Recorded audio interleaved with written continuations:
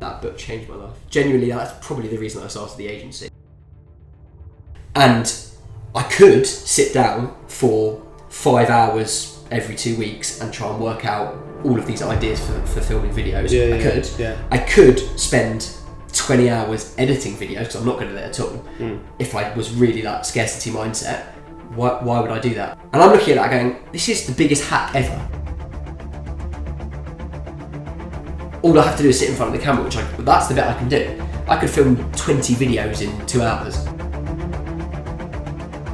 I find it very difficult to completely switch off. Very difficult, and to be present. And it's something that, like, my wife said to me on a number of occasions, like, it's one of the biggest things that I need to try and focus on. And I literally just learned something, did it, tested it, referred back to the video on what, the benchmark stats should have been. Okay, we're not there yet, how can we get that better? And then you just learn on the job by doing it. Like, I would much rather hire someone that had 2 years experience working for like a small marketing agency than a 4-year master's degree. That doesn't mean anything to me. What works today didn't work 3 months ago and is not going to work 6 months from now.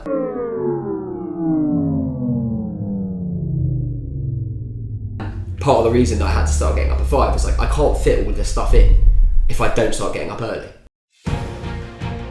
You need to be pumping out content all day, every day. I realise no one is like me. It's actually really weird. I'm very, very different to all my mates in terms of how I think about things, how I do things.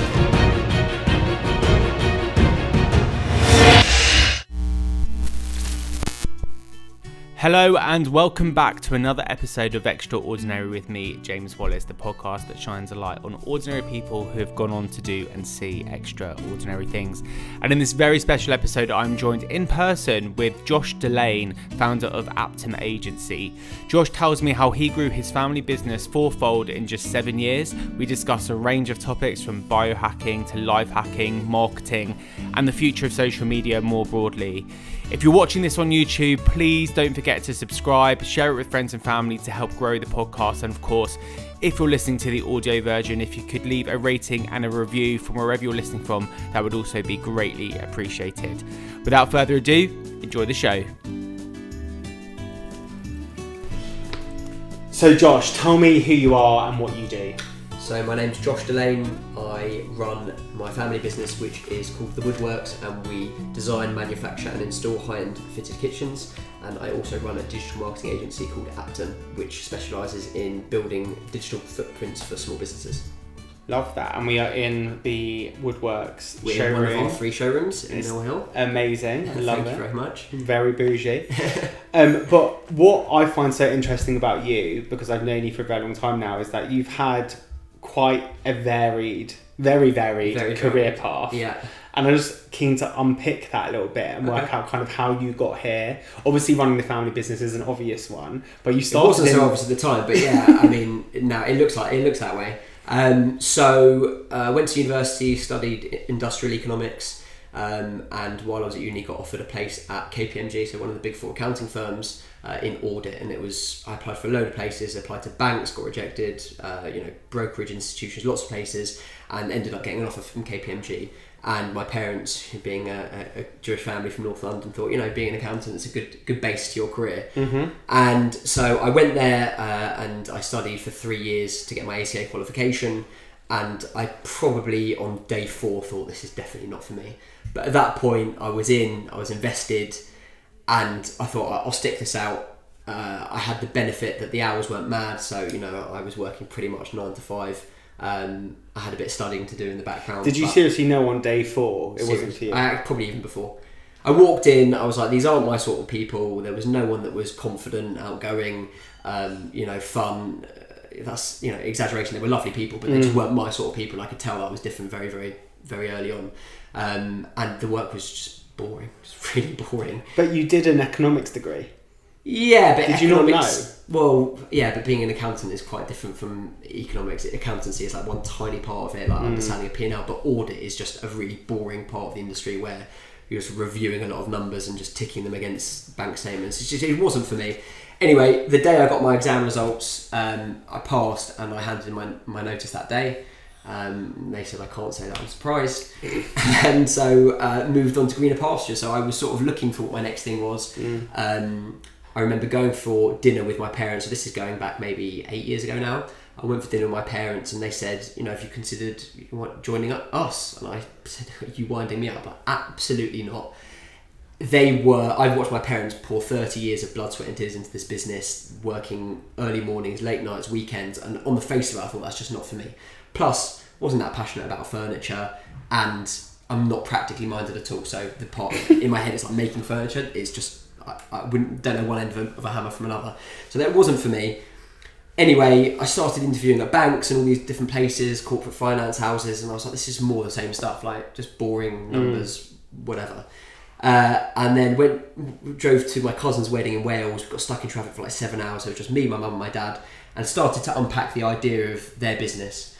And somewhere on that journey, I stopped looking at it like they make furniture, and I started thinking about it like a business, just a business. And I thought, wow, there is actually a massive opportunity here. They've gotten to where they are purely through word of mouth and recommendation. They've never advertised. There was so much low-hanging fruit. They never had a retail presence. I was like, there's scope for growth here. Like maybe if I think about this like a business, we could grow this. And so that's where we started. So been here for like 7 years now. Probably quadrupled the size of the business from when I started. Wow.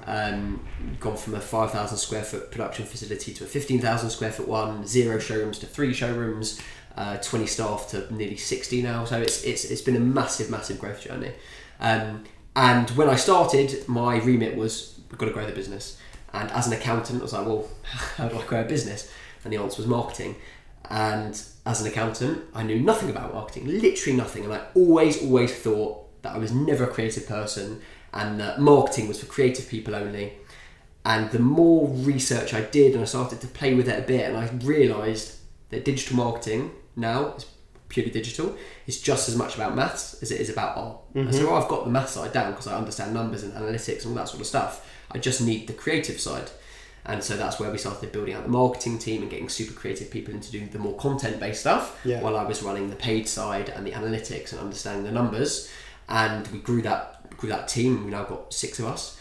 And about 2 years ago, so again, during COVID, when you started the podcast, I was getting asked for a lot of advice on marketing based on where we had built the brand to. And at some point I was like, I've got to start monetizing this and charging people. It was taking up a huge amount of my time. So was that through, sorry to cut. No, sorry. Was that just through the fact that you had built yourself up to be a bit of a thought leader on marketing because the word had got out there that you'd grown this business by 4 times? Effectively. Is that just like completely clients? Completely organically. It was more friends that had their own businesses that started to come to me and heard what I had done on social and all this stuff. And they wanted to know how they could do it. And eventually it got to a point where I spoke to someone who wasn't even a friend, it was more of an acquaintance, and he said, I've heard that you can give me some marketing advice and da-da-da. And I said, I'm really sorry, but I'm going to have to charge you. And he said, yeah, no problem. And all of a sudden I was like, oh, okay, there's something here. And so that's how the marketing agency was born. So really completely organically. And so we're growing that business nicely. And I absolutely love doing it. It keeps me completely fresh and sharp in terms of being on top of new things that are going on in the marketing industry that I can then apply to the family business and vice versa. Yeah. So it's a really, really good combination. Yeah, so I'm going to pick your brains in a sec on kind of the marketing and how Aptum Agency created, because I think you've got lots of really interesting things to say on that. But just a bit more about you before we get there is that I totally subscribe to what you say about marketing being a science and an art. It really is, and I think we come from opposite ends of the spectrum on the marketing side, and I think the beauty is where you have someone who is analytical but also has an interest at least in the art side of it, which I think is what you're doing, and part of that and part of the expression of that is you being in front of the camera. It has to be. How does Josh the accountant end up starting a agency but also being the face of it? Like, does that come naturally to you? I know you're a confident guy, but like, do you like being in front of the camera? No, so I have horrendous anxiety about public speaking, and I suppose you can even take being on camera as part of that. Even now, like, I've filmed hundreds of videos, and even now when I get in front of the camera, my heart's still going. Like, it just won't go away. Are you nervous now? Yeah, semi. Yeah, heart's going a bit. But I know you, so it's slightly different. If I didn't know you, it would be a bit less comfortable. So I'm still anxious about it. How did it start? Well, we started doing the YouTube videos. I decided we were going to do YouTube videos for the Woodworks, and who else was going to be in it? I wasn't going to pay an actor to be in it because we were filming 2-3 kitchens a week. I wasn't going to pay someone to do that. Yeah. And so I was like, well, I know what I'm talking about with these kitchens. You know, I helped design them for 6 years. I sold them for 6 years, so I might as well start talking about it and try to forget that there was a camera in my face. And that's how it started. And you know, we've done, 50 YouTube videos now, 100 videos for Aptum. It's just building that muscle, and the more you do it, the more used to it you get. And I suppose I'm less nervous now than when I started, but it definitely doesn't come naturally, and it's definitely not easy. And I suppose if you look back to the first YouTube videos, if you can't see it, it's because the editing's unbelievable. But I was ridiculously nervous, and I had to, 4 or 5 takes to get something right. Now I do it in 1 take. Like I just know what I'm talking about, and I've done it so much. That Also, the audience don't really care. They don't care. 100%. They don't care. 100%. Plus, I know I've got faith in the content team that can just edit anything stupid out. Like if I make a major mistake, or like we're going around, I'm trying to turn on the tap and it's not working. Like, okay, we'll probably have to start that bit again. But most of the time, I have faith in them to be able to edit it out. Yeah, editors are godsend. Yeah, not absolutely. that I have one. I wish I did. We're getting there. We'll get there. So Aptum Agency. So Aptum Agency is the name of the agency that you have created, and this, like to your point, started because you had a hands-on experience of growing the family business, and the word got out that you were good at marketing. So how do you go from being good at marketing and being a full-time employee responsible for growing a business to having the time, I guess, to create a second business? Like, how do you manage that? So I've always been someone who is not greedy and can delay gratification, and I'll explain what I mean. So with Aptum, when we first started, I had someone come to me and was like, look, I want to pay you for your work, and I was helping him on the paid ad side, which it doesn't take a huge amount of time every single day. A lot of it's in the upfront investment in terms of setting up the campaigns and everything else. Then it's monitoring and tweaking. And I was like, okay, I've got someone that I use for my paid ads. He was an agency, but I used him for my paid ads for the Woodworks. And rather than being greedy and say, well, do you know what, he's paying me X thousands of pounds a month and I'm just going to take all of that and do it all myself, I was like, look, I don't really have the time to do this. I know high level what I need to be looking at, and I'll be able to spot any mistakes. But I said to this guy who was working for an agency, listen, will you come, and if I basically whitelist your service, would you be able to come and do this for this other client? He said yes. So rather than me being in the ad account all day for this other person, I oversaw what he was doing. We spoke once a day. Smart. And I was still 100% focused on the Woodworks.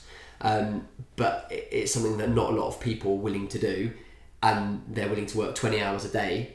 I've got 2 kids now, like I don't have the time to be able to do that. So I've got to be clever about where I spend my time, and I'm happy to have a team, build out a team, even if I'm not making a lot of money at the beginning, because I know what the long term of that is and what the outcome will hopefully be. And that's straight out of the rule book of like Tim Ferriss's 4-hour work week, right? It's automate everything. That book changed my life. Genuinely, that's probably the reason I started the agency. Really? While I was probably my 3rd year of KPMG, getting towards the end of my exams, and I was, prior to that, I'd only ever read fiction books. I don't know why, but I'd only ever read fiction books, and I saw a review for this book and I was like, oh, that sounds quite interesting, so I bought it.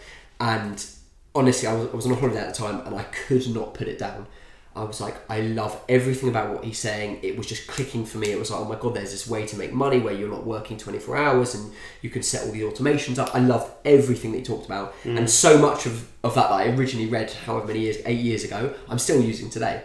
Constantly looking at how we can use automations to make things easier, hiring out a team to do a lot of the back end work. Like, it's just a different way of thinking. So for those who don't know, I know because automation can mean lots of things to lots of people, but the way I interpret it, and correct me if I'm wrong here, is that if you can find ways to automate or outsource something to make your life easier, even if it's more expensive, then that should be the optimum choice, because it frees up time, and time is your most valuable asset, right? That's exactly how I look at the world. That's good memory. So it is a very good memory. So I'll give you an example. So I film videos every day for Aptum, short form videos for TikTok, for Instagram Reels, for YouTube Shorts. And I'm doing that purely as top of the funnel lead gen to be able to get people into the agency, right? I'm hoping that one video hits and then all of a sudden people start coming to me more than just the referrals I'm getting at the moment. And I could sit down for 5 hours every 2 weeks and try and work out all of these ideas for filming videos.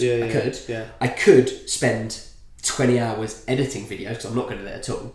If I was really like scarcity mindset, why would I do that? I'm like, okay, it's going to cost me £15 a video to get it edited with amazing captions on TikTok, and I'm going to pay 15 quid per video. Where are you going? On Fiverr, freelancers. Bloody hell. Right, so pay someone £15 a video to edit. It's a 1 minute video, bear in mind. Fine. Right, short form. And it's just captions. Just the captions, right. and cutting out the blank space, right? Just editing the video to look good for it. It's a minute video. Wow. So pay £15 a video for that, and I can pay paid someone the other day 20 quid to come up with 25 ideas, TikTok ideas, right?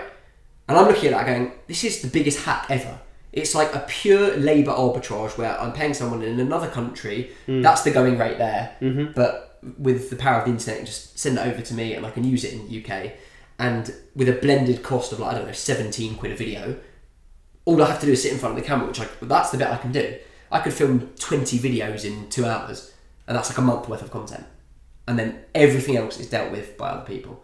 And that's just the way I look at the world. Like, everything that I do, I look through that lens. How can I make my life easier, better, quicker? It's 100% work smart.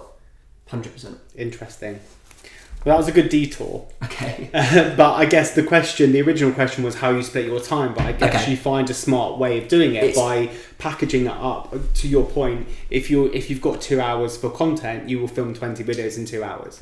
Yeah, correct. So it's a combination of working smart, like we just discussed, and I also am quite a productivity hack kind of guy, in line with the biohacking and the self-improvement and all of that. There's some great videos that you can put in the show notes that I've got from productivity, but one of them is time blocking. So rather than just doing things as they come up, it's like I put it in my calendar. My calendar is literally coloured out in 1 hour increments or half an hour increments. It's like that is what I'm doing at that time, and if that's what I've scheduled, that's exactly what I'm doing. I'm turning off the phone, I'm turning off the notifications, I'm focused.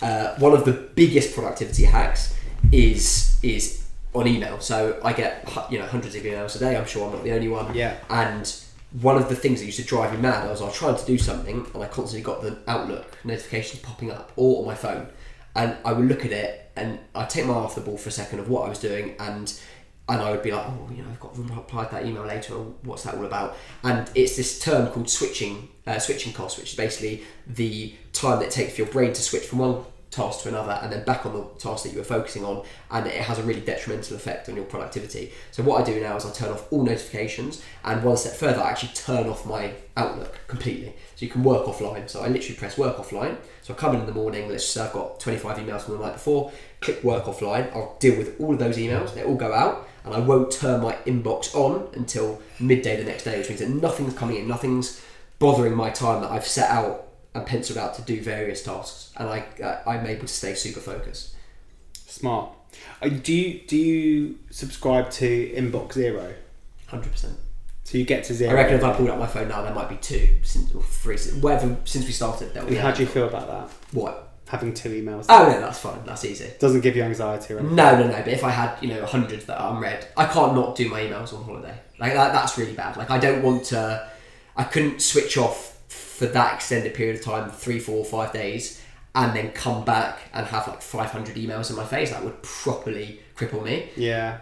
I would rather just every so often on holiday, check my phone, delete the ones that aren't relevant, flag the ones that I've got to deal with and file it away, and then I'll deal with it when I get home. I think that's the difference between you and I. Well, I was an accountant, wasn't I? I think I've left-sided brain. Yeah, proper. Yeah. I'm from the other side of the spectrum. I've got about 79,000 emails in my inbox. Probably about 800 unread.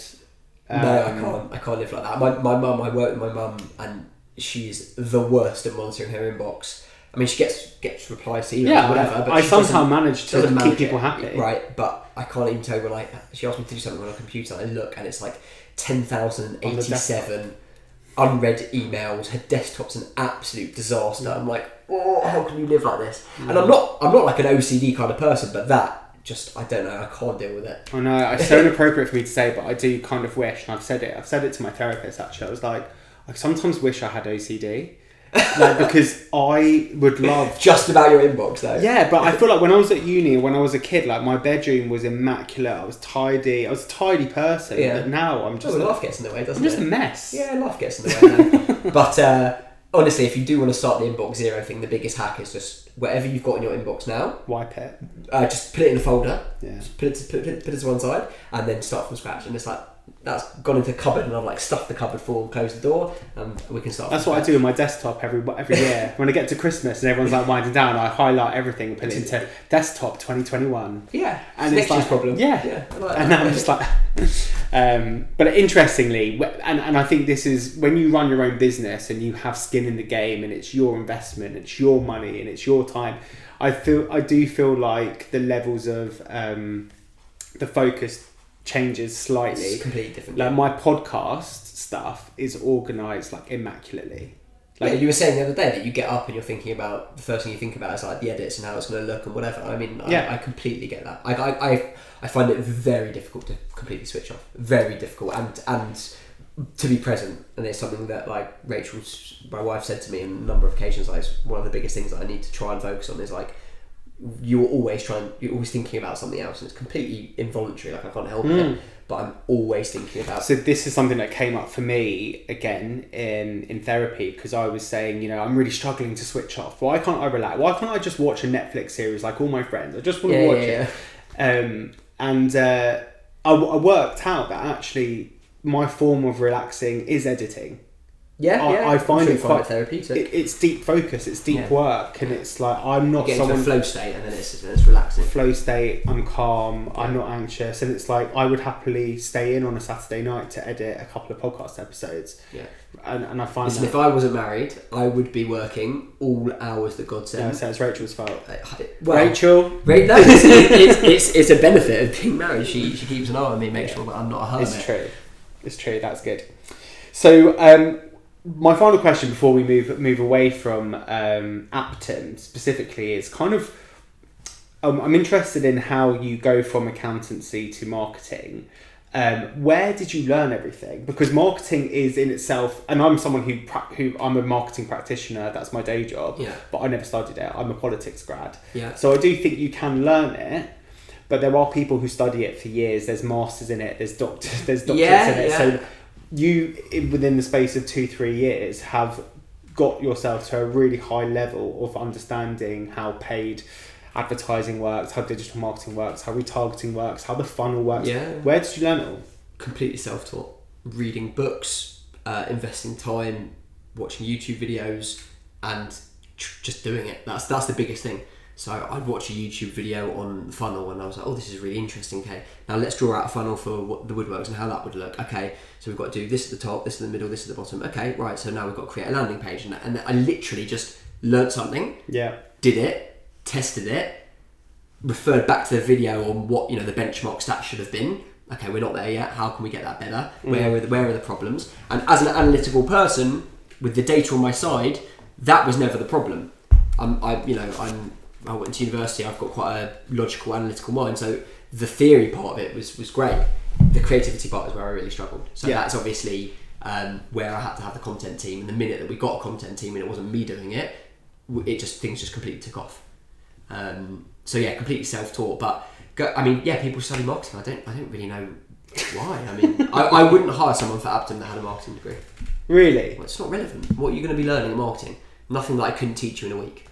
In terms of the fundamentals and what you need to understand about marketing, right? So a funnel, the process that, customer journey process, copywriting, like basic parts of it, and then you just learn on the job by doing it. Like, I would much rather hire someone that had 2 years experience working for like a small marketing agency than a 4-year master's degree. Like that doesn't mean anything to me. Yeah. But that's a whole other conversation. About recruitment, and how creativity is like completely. It's a different one. Removed from it, yeah. Yeah, I mean, going back to what you said earlier about, I was an accountant on one side with the analytical side, and you have the creative people. I mean, I saw a LinkedIn post the other day that drove me mental, and it was someone in our industry was like, I'm looking to hire a marketing executive, must have the following skills, and listed off like a ream of things that was like copywriting experience, SEO experience, good knowledge of PPC, Adobe Analytics, and paid ads.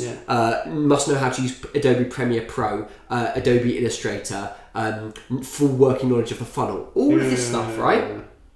For 20 grand a year. Yeah, of course. Right. So there's two problems with that. One, if you pay peanuts, you get monkeys, as my dad liked to always say. Yeah, which is that you get what you pay for in the labour market, which I agree with. Yeah.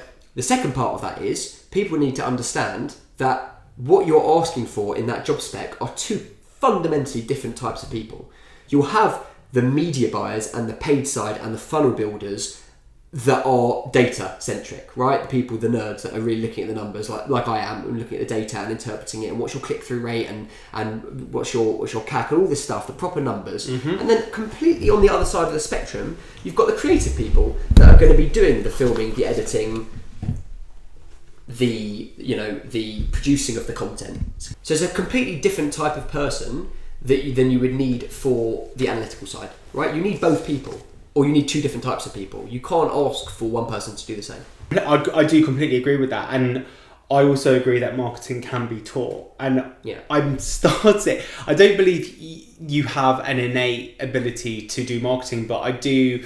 and what we were saying before about remaining a student, I think the best marketers that I've come across are the ones that stay curious 100%. And stay interested and interesting. You know, if you're not on marketing week or campaign, I mean, I get that some people don't like doing that sort of research, but I'm genuinely fascinated by the ad industry. Love a newsletter. Love a newsletter. Love a newsletter. Always good, but top 5 trends of 2023. Yeah, exactly. But part of the problem that I have with a marketing degree is that what works today didn't work 3 months ago and is not going to work 6 months from now. It changes so often, and then there are these massive shake-ups in the marketing industry that you've just got to completely work out on the fly. Yeah. And so what is something that's being taught in a 4-year course going to teach you? Yeah, even the funnel is questioned and challenged. Some people don't believe that the funnel works 100%. Because of the messy middle, and you can actually, there's all sorts of entry points. So. Agreed.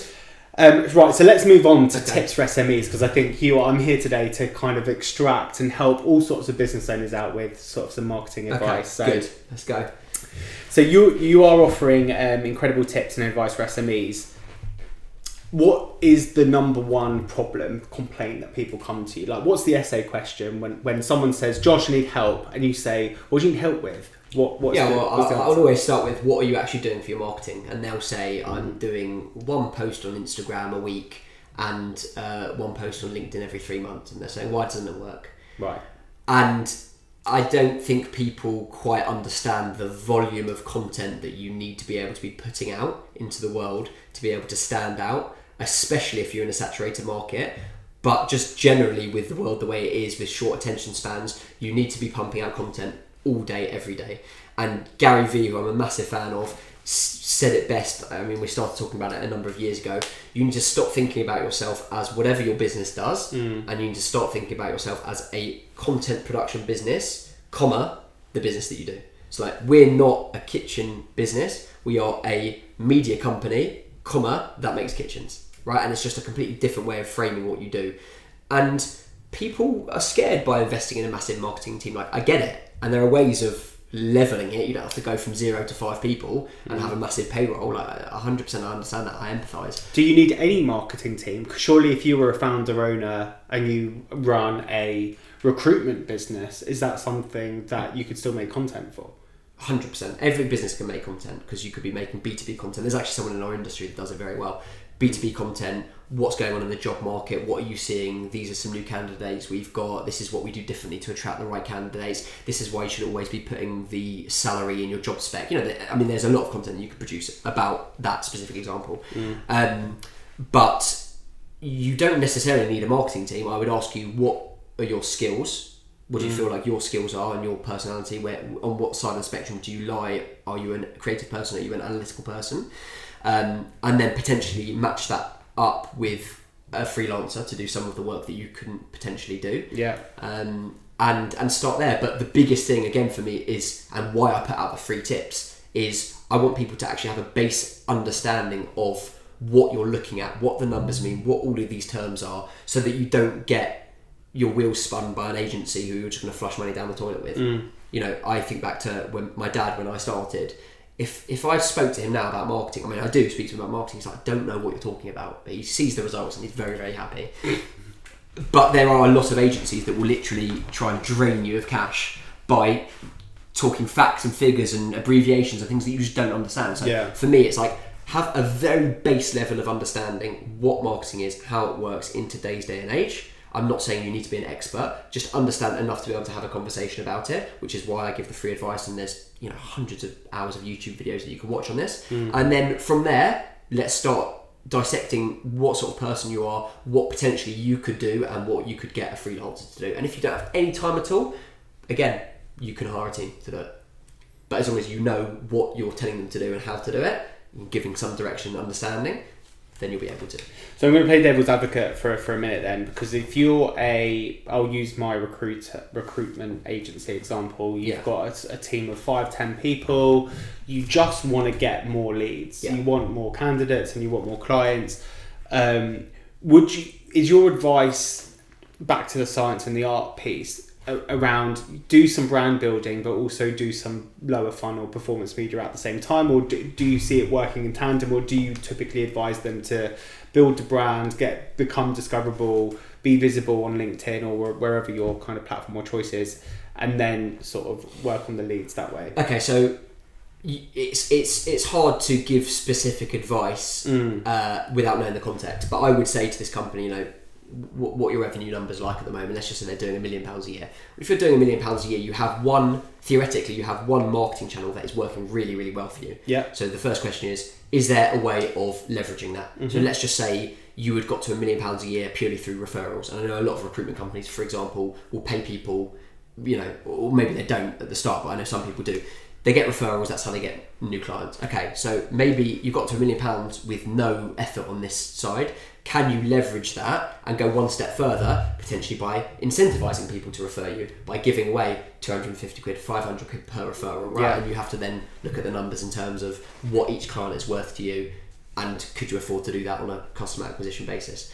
The general advice that I would give to most people is it's a combination, as you alluded to. It's brand building on one side and it's performance marketing on the other. I think that in the short term, you want to be running paid acquisition and a very specific strategy to be able to get clients in the door. You pay X for your marketing, you're returning Y in terms of revenue purely on a performance media basis. So that's Google Ads, that's Facebook, that's Instagram, that's TikTok, whatever your medium is, LinkedIn. But in the background, you should be building that brand by putting out organic content primarily in short form format for YouTube Shorts, TikTok and Instagram. And the reason being is that all of these paid ads platforms are a bidding platform, so they are only getting more expensive. When I started, I was paying £40-50 a lead on Google Ads. It's now upwards of £200. It's just going to get more and more expensive over time. Wow. And the second reason is that with the whole iOS 15 debacle, with people not being allowed to be tracked over apps now, attribution is almost impossible, which means that your targeting is much worse, which means that the paid ads are not getting as effective, or are not as effective as they once were. So you don't want to be completely beholden to one pillar, which would be just on the paid side. And I feel like you should be building your brand long term to be able to benefit from the SEO, the SEO drive and just general brand awareness. That's magic. Love that. And of course, the thing that's often forgotten to extend that example is having a really good user and customer experience on site as well. I feel like if your landing page isn't working hard enough, then all that hard work you've gone to drive traffic to your site is wasted. Yeah, I mean, one step further, even for service businesses, if you're doing a shit job, then marketing is just going to exacerbate the problem. Yeah, and that's where social proof, things like Trustpilot and reviews. Yeah, 100%. So, I mean, we use all of those fundamental things, and we build landing pages. We've done work for influencers before. We have their faces on, photos of them in their kitchens. People can see real people. We've got our reviews. We've always got our reviews on House, which is a specific review platform for kitchens, and we do a lot of work on that side. But as I said, if you are bad at your job, marketing is not going to solve the problem. So go a step further. Make sure that if you are going to market, that you are doing everything that you can to keep customers happy. Yeah. Because marketing is just going to be a reflection of how good you are at your job at the end of the day. There's no amount of bad work that marketing can fix, unfortunately. Yeah, or product. Yeah. If you've got a shitty product. Correct. Marketing can't fix it, as I always say at work. But just out of interest, are you interested in the behavioural science side of marketing? The paid side? No, the behavioural side. Yeah, I'm very, very, very interested by it. So actually I have very few regrets in life. I actually do slightly regret not studying psychology a bit more at university. I find it fascinating. I would have done a psychology degree. Yeah, I think going back I probably would have done as well. Again, there's so much to learn, but I've read books on body language and on negotiating and you know, all of that stuff, and I find that fascinating. So the behavioural side, yes, and again from an analytical standpoint, I love the fact that we live in a day and age where I could throw up 5 different variations of a headline in an ad, tweak them slightly, and see the response and how different a reaction you get depending on what you're saying specifically.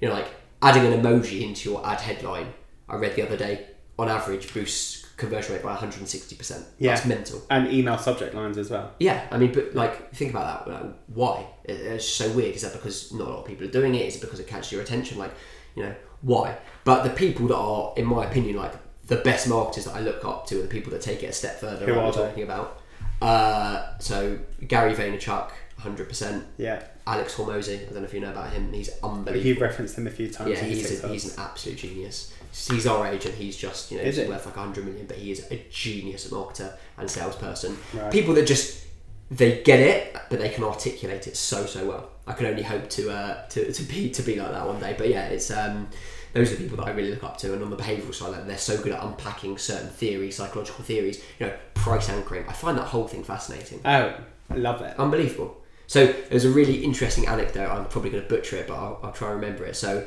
The Economist was... have you read Rory Sutherland's book? Yeah. So my favourite example... Not an easy read. Not an easy read. Very small print. Very... It's, yeah, but I mean the stories are... If you heard phenomenal. him on Stephen Bartlett's podcast, like, he's a really entertaining guy. It's phenomenal. Yeah. So my favourite example from that book was when... That's my favourite podcast episode. Yeah, no, I agree. So they were talking about The Economist, and they were really struggling to get people to pay for their online subscription, which is where all of the margin was.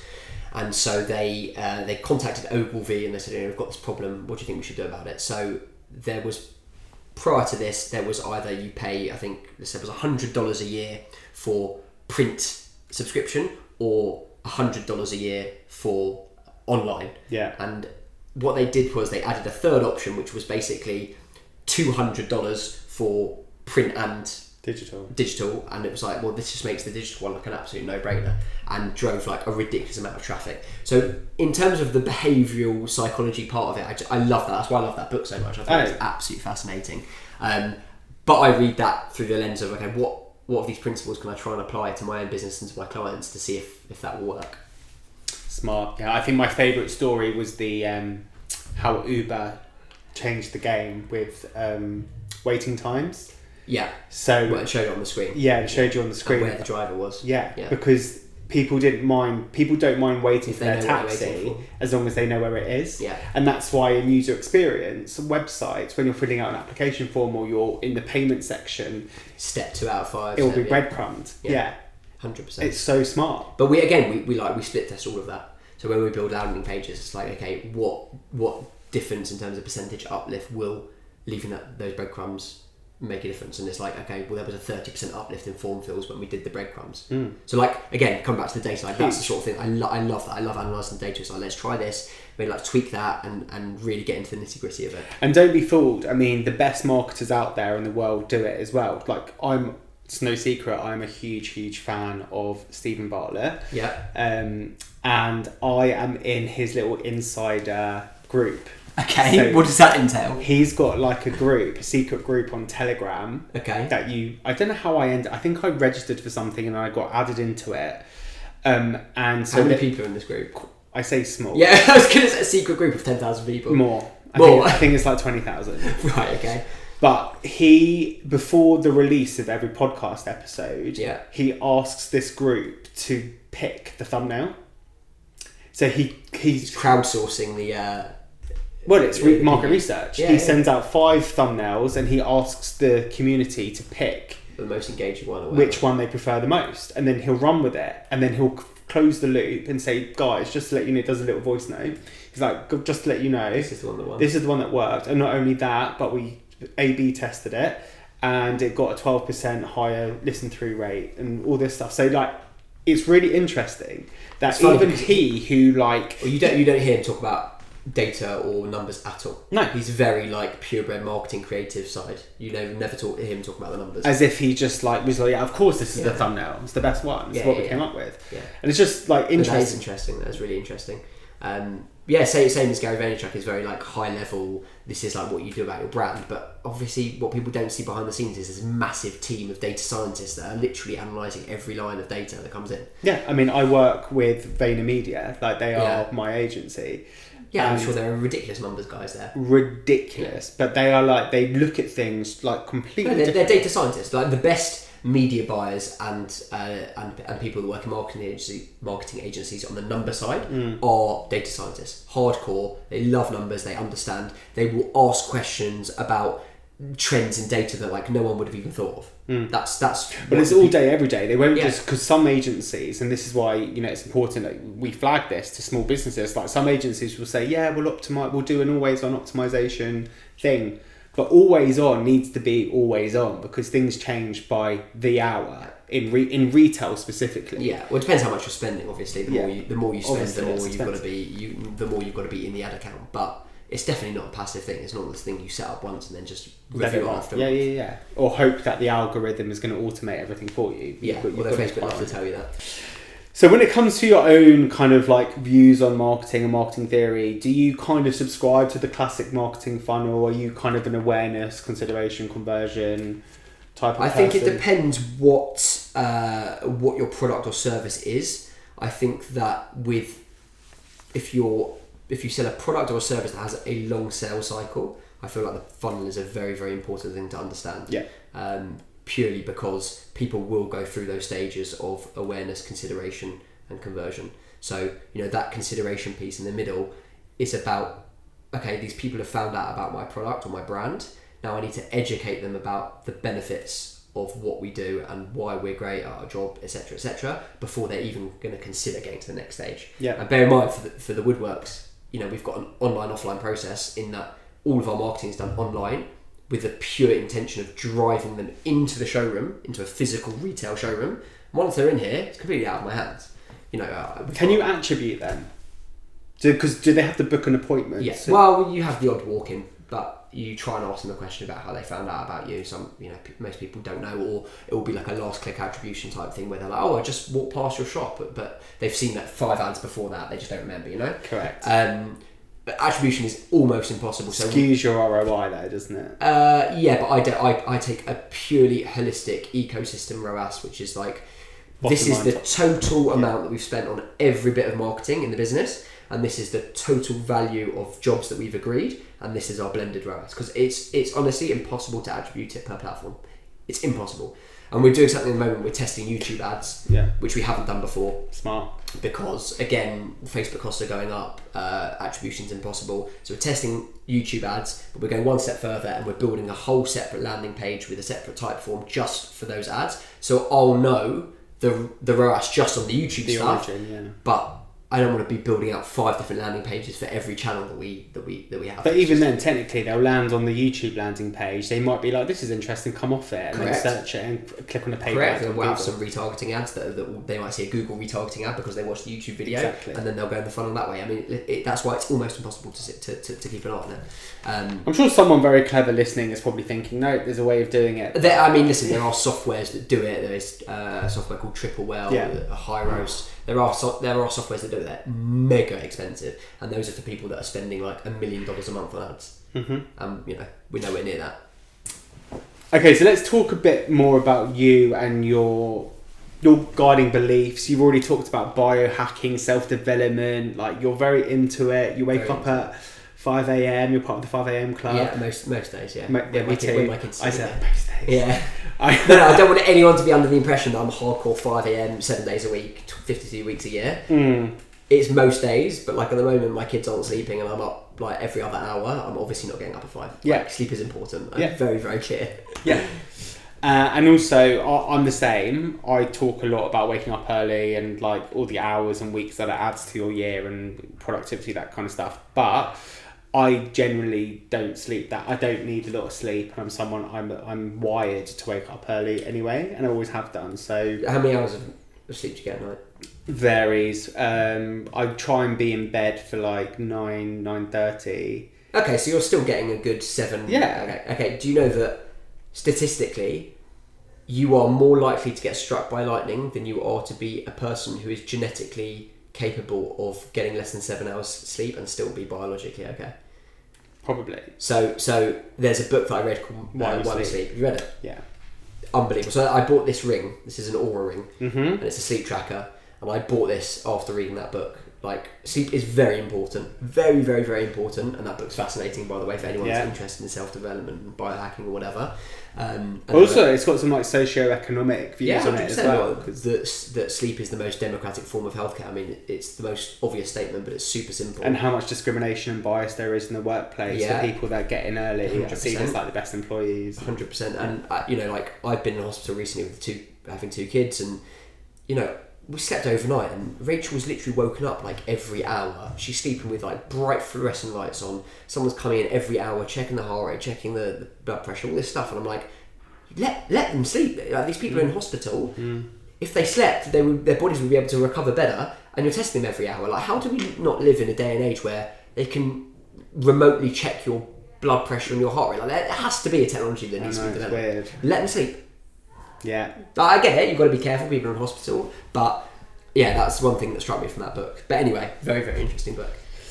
So have you always been interested in self-development? Like, what kind of like got you into it? Do you remember a time where you were just like, right, I'm going to start reading all these books? And it was, again, going back to the 4-hour work week, that was it. That was literally the moment that like my whole philosophy on life changed. I've always been a hard worker, dedication, very into CrossFit like my whole life, which is very very high intensity exercise and competitive. So I was always that sort of person. But then when I read 4-hour work week, I was like, oh, there's just a different way of looking at life and getting the most out of it, and living a fulfilled and enjoyable life without just spending your whole time working. So that's where the whole thing came from. So it's like taking like tangible productivity hacks but applying them to like yourself. 100%. Like I'm a hands-on dad. Like, I like to be home by 5:30. I want to be able to do bath time with the kids. I want to be able to make dinner for Rachel. Like, I enjoy doing that. I want to be able to do that. Well, if I can only work X number of hours in a day, even if I get up at 5, it's like, okay, well,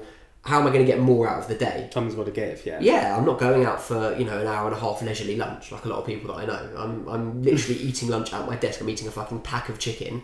Yeah. Bland. I'm having a Huel shake because it takes no time and I don't have to think about it. And a protein yogurt because, again, I don't have to think about it. Like, I don't really care about what I eat. Like, in terms of it doesn't have to be an amazing meal. I'm not fussed. Like, it's fuel. I will eat something that's convenient. I don't have to think about. It's quick, and the protein that I need. Like, that's it. And again, I'm saving time. Thinking about how much time I'm saving by not thinking about what to make for lunch and where to go for dinner and all this stuff. Like, do you track your food? No, that's one thing that I don't do. But you have got a high protein diet. I've got a high protein diet. Very broadly, I try and eat like 150 grams of protein a day, which is based on my body weight. But that's like super broad. I don't look at anything else. There was a time when I was super into CrossFit and I was doing the zone diet. I don't know if you've heard of that. It was quite like an on-trend diet for 8-10 years ago, and you had to measure your food. Like 1 cup of peas, like put it out, and like 3 chips, and I was like, this is not the way to live. And my mum actually told me, she was like, you can't live like this, it's ridiculous. And like, now obviously with hindsight I see that it was ludicrous. Yeah, so now I'm just like, I'm going to eat whatever I want, broadly, lots of protein, fairly low carb, whatever. And that's why you look the way you do and I look the way I do, basically. No dad bods in sight. That was my biggest fear. Oh, how weird. And I'm the mom with no kids with the biggest dad bod going. Yeah, but you work out, you eat well. Not anymore. No, gave in Boxer. So, I mean, for me, it's something. It's a journey that I'm still on. I think I'm the biggest epitome of yo-yo dieter, yo-yo interest in fitness. But for me, having a full-time job, a podcast, I've got a little photography side hustle as well. Hours in the day. There are only so many hours in the day, and also just it's just me. Like, I've got 100%. Cooking, cleaning, shopping. Yeah, no. All of it. Listen, I did it from my point of view. I've always been into exercise. It was something my dad was. I grew up watching him every day. 6 a.m. went to the David Lloyd with his mates. Did a workout, and I literally grew up like that. And then when I started working out, it was like that's it. Like it's my number. But when we were teenagers, you were one of the boys, and it was. I was onto it. You were on it. I was onto it, and I was like not on it. Yeah, I mean, yeah, no, but it's a massive part of my life. Like I the basketball as well, right? And I play basketball every week as well. So for me, it's like, okay, family number 1, wife, kids. 2 is exercise and keeping healthy, and then it's work. Because if I don't have that, I will feel, if I don't work out, I'll feel mentally foggy. I'll feel really shit. I'll feel lethargic. Like it's that important to me. And part of the reason that I had to start getting up at 5 is like I can't fit all this stuff in if I don't start getting up early. Like that's when I work out. I get up at 5. No one's awake in the house usually, and I've got 2 hours to myself to work out and get myself sorted for the day. So what are some of those kind of like non-conventional things that you do? Okay, so and it's actually really funny. I've been thinking about this a lot in my circle of friends, and I've got successful group of friends that are some of them own their own businesses, some of them work hard up in other businesses, but I've realised no one is like me. It's actually really weird. I'm very, very different to all my mates in terms of how I think about things, how I do things. I mean, I don't like football for one. Like I don't follow football, which is I'm literally one of the only people in my friendship group that doesn't. Actually, the only person that doesn't follow football. But in terms, so I'll get up in the morning. As in, you have nil interest, like. Yeah, I went through a phase of like a couple of years where I went to some really random away days, and I enjoyed it for a time at uni and whatever. But now it's like I don't enjoy it. Like I don't care for it. I don't care for it at all. Right. But the same with basketball. Like I don't follow basketball. I don't know what's going on in the NBA. Like I don't really. I play it because I enjoy it. Yeah. And I like the fitness. Yeah. I don't follow sports generally. So I get up in the morning. My first thing I'll do is my Wim Hof breathing exercises, which again was game changing. Absolutely loved it. Which is basically 10 minutes of meditation and breathing. So really, really deep breaths, like you're blowing in and out of a balloon. And then after 30 of those, you basically hold your breath for as long as possible, and then you start again. So you do that 3 times, and that is. There's various benefits that I can list out, but very, very good for you, and it's a great way to start your day, especially if you're someone that doesn't want to meditate and doesn't like meditating. It's like a form of meditation. You're focusing on your breathing, but you're also doing something at the same time, so that's why I like it. Number 2 is freezing cold shower. Again, part of the Wim Hof method. Every day? Every day. Once a day? Twice a day? Once a day. I don't remember the last time I had a warm shower. Literally. You'd not even start warm, then make it colder. You just. No, that makes it worse, mate. That's so much worse. You just jump in, rip off the band-aid, rip off the plaster, and just fucking go for it. I like slowly turn. I used to do that, and then I was like, what? Okay, why am I doing this? I'm doing this to build mental resilience, which sounds stupid, but it's true. Like, if I have a cold shower at 6:30 in the morning, I'm like, fucking hell, I've had a workout and a freezing cold shower. I've done the hard shit that I need to do for today. Like anything else is going to be easier from here on out, and I do. Do you genuinely believe that? Yeah. Because I do it because I think it makes you feel good. I just get like the dopamine. Well, there's a lot of studies that I was actually reading about cold showers. That a cold shower for 2.5 minutes gives you the same dopamine hit as a line of cocaine, but without the come down. That's mad. So I wouldn't know what that feels like. Exactly, James. That was the answer I was looking for. Yeah, what's cocaine? So I do feel like it's fucking hard. You turn on the freezing cold shower straight in, especially in the winter. Like it's fucking horrible. But you do it. You're 2.5 minutes out. After like a minute and a half, you're like, okay, yeah, I'm over it, and you breathe into it, and you're fine. And then the best feeling, you start to warm up throughout the day. Like I'll dry off and I'll put my clothes on. It's like, oh, like my body's starting to get warm over the next hour, and it's actually quite a nice feeling. So that's another thing I do. High intensity exercise. I mean, a lot of people do that. That's not that weird and wonderful. Sleep tracking, massive thing. Always look at my sleep. I've always done enough sleep. And unfortunately, I drink way too much coffee. That's the next on my list of experiments. I want to give up caffeine. I did it for a week. I think it takes longer than that. I think I went on TikTok and was like, I'm giving up caffeine forever. Day 2. Sipping a flat white. No, day 2. I was like, it's day 3, and I feel so much better. And I did feel like my sleep automatically, literally that day, you just have a slightly better quality of sleep. Okay. But you know, working from home in a 1-bedroom flat on your kitchen table when you've got the gym class to go to, a podcast to record, like I was like, I genuinely didn't know where I was going to get my energy boost from. I know technically it's meant to be food, but like I wanted caffeine. I don't know how I would. I mean, I would drink like 4 cups of coffee a day. Yeah, but never after sort of 1 p.m. I had one literally just before I got here. Yeah, I don't get that. My dad goes out for dinner and orders like an espresso with his. Why do parents do that? At the end, they're like, have an Americano. Such a generational thing.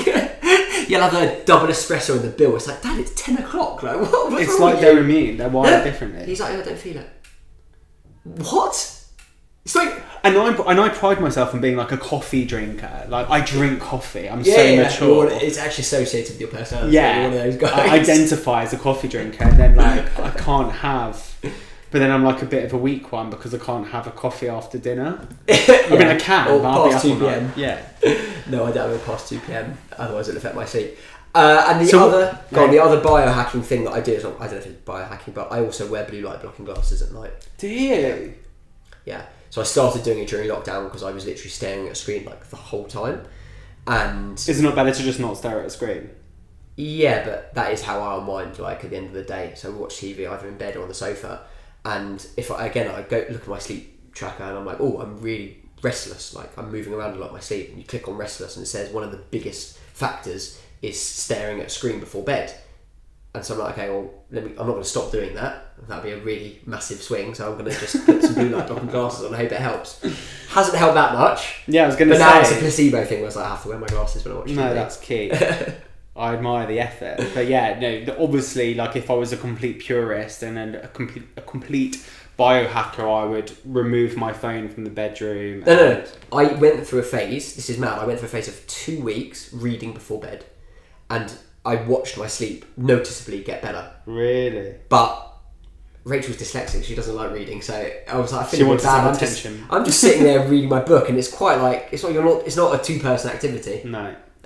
So yeah. But scrolling on TikTok is. Yeah, no, but you know what? We don't actually scroll through TikTok together. That's a one-player activity as far as I'm concerned. Yeah. We also have very different For You pages. Very different For You pages. I love love comparing For You pages. Mine's like business, entrepreneurship, biohacking. Rachel's like, this is a makeup tip. This is a nice jewellery thing. Babies, yeah, exactly. Not that we are stereotyping at all just there, but I mean, no. I can only imagine knowing Rachel. So we talked a little bit about kind of the biohacking, like, but where do you and I'm interested to know your relationship with social media, because I think it's an interesting question that people of our age are like grappling with. Yeah, you either suffer with it or I feel like you don't at all. I'm not sure where I stand on it. I feel like people look at me as like an avid social media person because I do post a lot. Work in marketing as well. I work in marketing, but I don't feel like I don't feel like social media's got a hold of me in the way that I think other people let it. Where do you stand on that? I can't comment for other people. I can very clearly see how it can be detrimental to young people's mental health, especially young girls when they're comparing themselves to photoshopped photos. Like I see posts, Rachel shows me all the time, like, this is the person that was on Love Line, look at them, and I'm like, that's not them, it's a different person. But we know that because we're in our 30s, whereas the Gen Z were like digital natives. Exactly. So that I can see being very, very difficult. I suppose I'm fortunate in that I don't really care what anyone else thinks. Like I post stuff obviously through the woodworks, through my own stuff all the time. I get comments. If I really cared about the comments, I'd be a hermit and I wouldn't do anything. Do you get trolled? Yeah, loads of times. This guy commented the other day saying you have the personality of a spanner. Like I don't care. I want someone to do that to me. What, troll you? Yeah. Oh, I'll set up a fake account and start trolling you. I think but like. I think just a bit of engagement would be nice. That's true, yeah, game the algorithm. Yeah. I look at it like, how sad is your life? I actually genuinely feel sorry for people. How sad is your life that you've taken the time to watch a video and then taken the time to comment something negative and I click on their profile and it's like an egg. Of course. Yeah, with no videos. It's like, well, what have you ever put out into the world? Yeah, but it's envy and jealousy and you'll never see someone who's actually an intelligent, constructive member of society trolling someone else ever, would you? No. Like they might give you constructive criticism or say that I think your opinion or challenge you, or challenge you, which is completely fine. But just people that troll, it's just pathetic, honestly. So, but I understand, people that do have, But I get triggered by certain, for me, and I've talked about this loads of times, like, but I've got a big insecurity about my body image. Like, I feel like, I said to you, the first thing I said to you was like, I've gained so much weight. But, so I don't want to be triggered by, loads of gym muscle, like, topless guys. So I just unfollow them or remove it or say, on Instagram in particular, there's a setting where you can say, I want to see less of this. Yeah. So you can actually curate the content that you want. And, TikTok's really powerful because I also get a real blend of, like... Oh, it's unbelievable, the algorithm. Yeah. It will suggest and it knows me, yeah. and it keeps me happy. Yeah. And I think TikTok themselves released a statistic being like, 90% of people leave our platform happier than when they came on it. I don't know how they measured that. I've got zero idea. I mean, I don't know, like, I'm looking at that example you gave about, gym and physical fitness, all that sort of stuff, and, like, I'm not in unbelievable shape. Like, I'm in okay shape, but when I see posts like that, like, I don't think, oh, fucking hell, look at the state of that guy. Like, I'll never look like that. I think... Go on, son. I'd love to look like that. Yeah, like, that'll get me going. Maybe I'm just jealous. No, I don't. Listen, I'm saying everyone's got their insecurities. They've got. I'm sure there is something that I'm deeply insecure about. That if I came across on social media, I'd be really, triggered by it. But I haven't come across. But equally, when I see these entrepreneurs on LinkedIn bragging about, they've just hit £1 million this month or whatever, like, I roll my eyes a little bit. I'm just like, you don't know the full story. I don't know the full story, but also, like, if that's the best kind of brag or kind of self-promotion you can do, then I'm not really interested in anything you've got to say. Yeah, no, I completely see that. Listen, it's hard not to compare yourself to other people, especially, in our circle. We've got a lot of very successful people come from successful families and are successful in their own right, and it's hard to not compare, but ultimately, like, life's a long game. Like, you've just got to be patient. It's a marathon. And so I'm very much like... I'm working in marketing. I think I signed up to that a decade ago. Yeah, like, it's not a career where you... No, it's not a very lucrative career unless you own your own business or you own a successful agency or whatever. But I could look at it and feel shit about myself that my friend's driving a Porsche and, I'm driving a Fiat 500. Do you care about that? No. Yeah, I don't. No, listen, I have lofty ambitions and goals. But by the same token, if I don't hit it, I live a very, very nice life. I'm very, very fortunate. Yeah. I'm very happy. I've got 2 lovely kids, an amazing wife. I live in a nice house. Like, I've ticked a lot of the boxes already. Yeah. So if I don't get to that, then, it's not the end of the world. I've tried my hardest. But by the same token, I do want to have something to aim for at that level that's like really shoot for the stars. And if I don't make it, I've still had a lovely life. Yeah, stay grateful. I think not enough people are grateful. I try and look through everything through a gratefulness lens. Gratitude lens. Count your blessings. Yeah, absolutely. Okay, so we've covered a lot of things, and one of the things that I ask all my guests to do is kind of provide advice or write a letter to their younger selves. So I am looking forward to what you've got to say because I knew you when you were younger, much younger. I think we've known how long since we were about like 12, 13, maybe even younger. 18 years. In the Elstree house. What? In the Elstree house. In the Elstree house. Yeah. So when was that? That was a long time ago. So what? I really feel like you're gonna be let down now. You're gonna be disappointed. It's not. It's no, because I think you're gonna say something quite profound. Oh God! No pressure. What advice would older Josh give to younger Josh? Keep moving forward with your head up and don't live with any regrets. And I genuinely subscribe to the belief that if you're happy in this present moment in time, then there's no point in worrying about all of the things that you could have done. You're never going to know what the outcome would have been and how it would have been different. So just be grateful for the moment you're in and carry on living with gratitude. Magic. Love it. Sorry if it's not profound enough. No, that really was totally profound. Josh, thank you so much. What a pleasure and an honour it was to sit down with you today. Thank you. Thank you very much.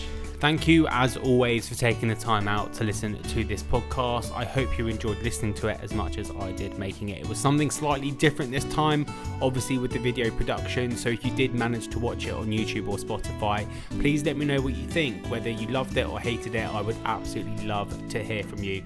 And of course, wherever you're listening from, audio or video, you can leave a rating or review. And if you really loved it, please share it with friends and family, because it really does help grow the podcast. And of course, if you've got any feedback or ideas on how I can make the podcast better or grow it, then I would love to hear from you. So please email me or DM me or just get in touch however you can. Until next time, take care, stay safe, and I will see you very, very soon. Thank you.